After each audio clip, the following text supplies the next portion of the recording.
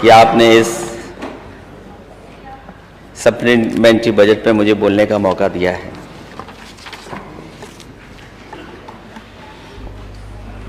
हालांकि जब मैं अध्यक्ष महोदय सदन में आया तो चर्चा किसी और बात पे हो रही थी और हमारे कुछ साथी कभी लॉलीपॉप की बात कर रहे थे। कुछ लोगों को लॉलीपॉप दे करके फिल इन द ब्लैंक की तरह बैठाया हुआ है उन्हें। मैं उन बातों में बाद में जाऊंगा, लेकिन मैं सप्लीमेंट्री बजट जो सरकार लेकर के आई है, जब सरकार खर्च नहीं कर पा रही है पैसा, अध्यक्ष महोदय जब खर्च नहीं हो रहा तो आखिरकार सप्लीमेंट्री बजट क्यों? और सरकार को खुद पीछे पलट करके देखना चाहिए कि जो बजट इतना बड़ा बताया था, लगभग 65% पैसा खर्च नहीं हुआ है। और सबसे महत्वपूर्ण विभाग जो है पीडब्ल्यूडी है,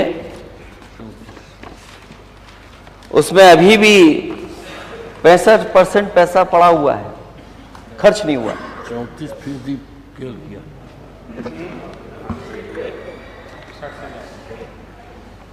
और कई विभाग ऐसे हैं जिनमें पैसा ही नहीं खर्च हो रहा है।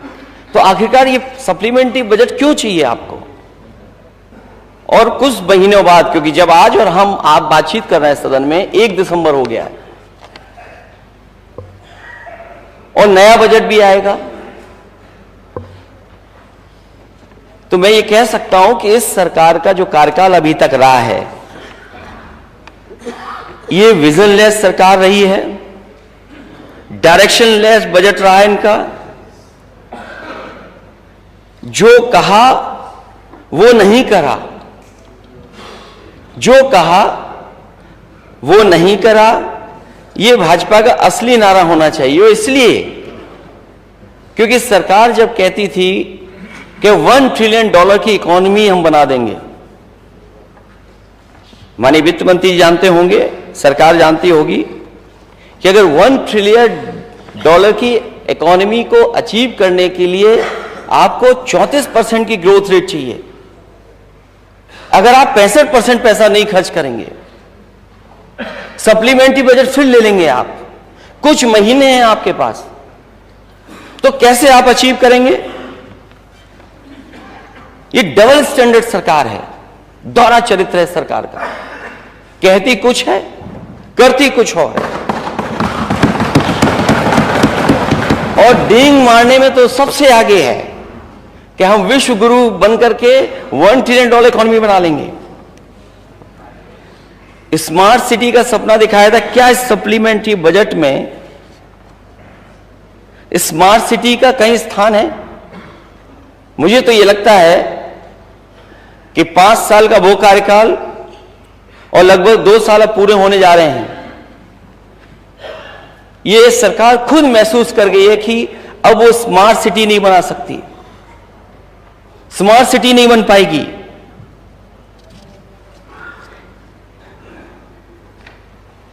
और अगर कोई काम चल भी रहा होता है तो इस सरकार को पता है कि चलती चक्की में रोड़ा कैसे अटकाना है।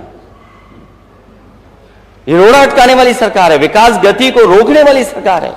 और फिर पीडब्ल्यूडी में नंबर 2 पे सबसे ज्यादा बजट आप सप्लीमेंट्री में मांग रहे हैं।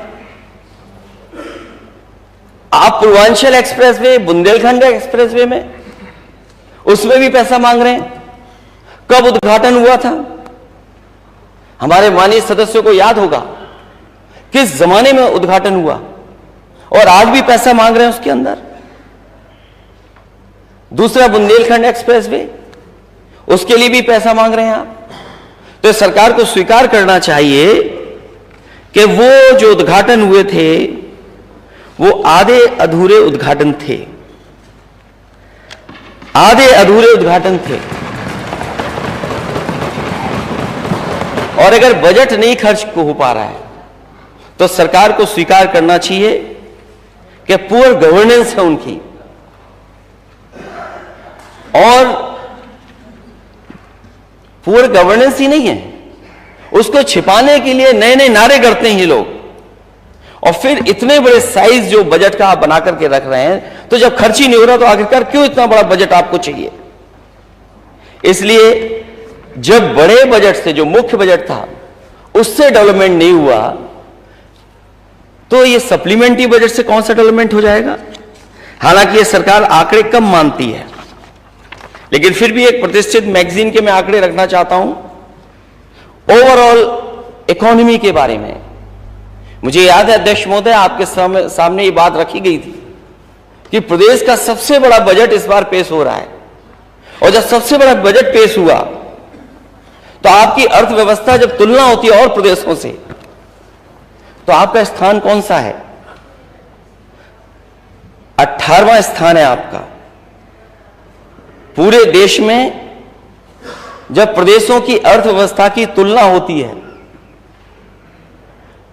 तो जो सर्वश्रेष्ठ प्रदर्शन करने वाले राज्य, उसमें उत्तर प्रदेश 18वें स्थान पर है।